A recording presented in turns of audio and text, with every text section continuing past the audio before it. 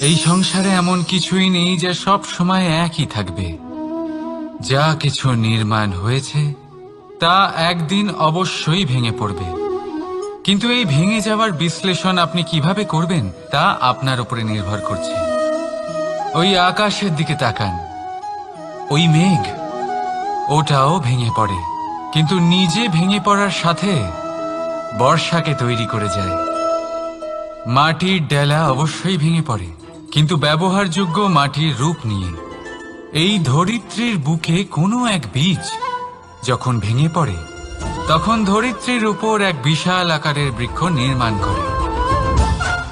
যদি জীবনে কিছু ভেঙে পড়ে, তাহলে নিরাশ হয়ে পড়বেন না, নিজের সাহস হারাবেন না। ধনাত্মক দৃষ্টিভঙ্গি দিয়ে দেখতে চেষ্টা করুন। মনে করুন, নিয়তি নিশ্চয়ই আপনার জন্য আরো ভালো কিছু ভেবে রেখেছে।